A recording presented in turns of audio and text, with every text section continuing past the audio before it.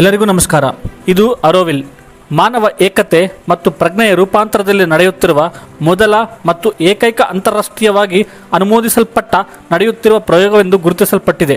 ಇದು ಸಮರ್ಥನೀಯ ಜೀವನ ಮತ್ತು ಭವಿಷ್ಯದ ಸಾಂಸ್ಕೃತಿಕ, ಪರಿಸರ, ಸಾಮಾಜಿಕ ಮತ್ತು ಆಧ್ಯಾತ್ಮಿಕತೆಯ ಬಗ್ಗೆ ಮತ್ತು ಪ್ರಾಯೋಗಿಕವಾಗಿ ಸಂಶೋಧನೆ ನಡೆಸುತ್ತಿದೆ. ಒರಿಸ್ಸಾಗೆ ಸಂಬಂಧಿಸಿದ ಗೌರ್ಮೆಂಟ್ ಡಾಕ್ಟರ್ ಮತ್ತು ಆತನ ಅಸಿಸ್ಟೆಂಟ್ ಪ್ರವಾಹದಿಂದ ಬಂದ ನದಿಯನ್ನು ದಾಟಿ ಪೇಷಂಟ್ಗೆ ಟ್ರೀಟ್ಮೆಂಟ್ ಕೊಟ್ಟಿದ್ದಾರೆ.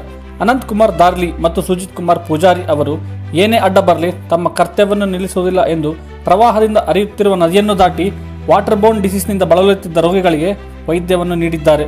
ಇದು ಈಗ ಎಲ್ಲರ ಮೆಚ್ಚುಗೆ ಕಾರಣವಾಗ್ತಾ ಇದೆ. ಸೀತಾಫಲ, ಕಸ್ಟರ್ಡ್ ಆ್ಯಪಲ್ ಮೊದಲಾದ ಇತರ ಹೆಸರುಗಳಿಂದ ಕರೆಯಲ್ಪಡುವ ಈ ಹಣ್ಣು ಬೆಲೆಯಲ್ಲಿ ಅಲ್ಲ, ಪೋಷಕಾಂಶಗಳ ತಕ್ಕಡಿಯಲ್ಲಿ ತೂಗಿದರೆ ಇದು ಭಾರಿ ಬೆಲೆಯುಳ್ಳ ಹಣ್ಣು. ಇದರಲ್ಲಿ ಇರುವ ಪೊಟ್ಯಾಷಿಯಂ ಮತ್ತು ಮೆಗ್ನೀಷಿಯಂ ರಕ್ತದೊತ್ತಡವನ್ನು ಕಡಿಮೆ ಮಾಡುತ್ತದೆ. ಸೀತಾಫಲದಲ್ಲಿರುವ ಪೋಷಕಾಂಶಗಳು ಕ್ಯಾನ್ಸರ್ ವಿರುದ್ಧ ಹೋರಾಡಲು ಸಹಾಯ ಮಾಡುತ್ತದೆ. ಸಂಶೋಧನೆಗಳ ಪ್ರಕಾರ ಇದರಲ್ಲಿರುವ ಕ್ಯಾಚಿಟಿನ್, ಎಪಿಕ್ಯಾಚಿಟಿನ್ ಮತ್ತು ಎಪಿಕಾಲಚಿಟಿನ್ನಂತಹ ಫ್ಲೇವನಾಯ್ಡ್ಗಳು ಕ್ಯಾನ್ಸರ್ ಕೋಶಗಳ ಬೆಳವಣಿಗೆಯನ್ನು ತಡೆಯುತ್ತದೆ. ಸೀತಾಫಲಗಳನ್ನು ಹೆಚ್ಚು ಫೈಬರ್ ಹೊಂದಿರುವ ಕಾರಣ ಇದು ಮಲಬದ್ಧಕ ಮತ್ತು ಜೀರ್ಣಕ್ರಿಯೆ ಸಮಸ್ಯೆಗಳನ್ನು ನಿರ್ವಹಿಸಲು ಸಹಾಯ ಮಾಡುತ್ತದೆ. ಡೋಪಮೈನ್ ಕೊರತೆಯು ಒತ್ತಡ, ಆತಂಕ, ಖಿನ್ನತೆ ಮತ್ತು ಇನ್ನಿತರ ಮಾನಸಿಕ ಆರೋಗ್ಯ ಪರಿಸ್ಥಿತಿಗಳನ್ನು ಉಂಟುಮಾಡುತ್ತದೆ. ಸೀತಾಫಲ ಹಣ್ಣುಗಳಲ್ಲಿ ವಿಟಮಿನ್ ಬಿ ಸಮೃದ್ಧವಾಗಿದ್ದು ಇದು ಡೋಪಮೈನ್ ಉತ್ಪಾದನೆಯನ್ನು ಹೆಚ್ಚಿಸುತ್ತದೆ. ಇದು ವ್ಯಕ್ತಿಯ ಮನಸ್ಥಿತಿಯನ್ನು ಸುಧಾರಿಸುತ್ತದೆ. ಹೆಚ್ಚಿನ ಆಕ್ಸಿಡೇಟಿವ್ ಒತ್ತಡ ಕ್ಯಾನ್ಸರ್ ಮತ್ತು ಹೃದಯ ಸಮಸ್ಯೆಗಳಿಂದ ದೀರ್ಘಕಾಲದ ಕಾಯಿಲೆಗಳಿಗೆ ಕಾರಣವಾಗಬಹುದು.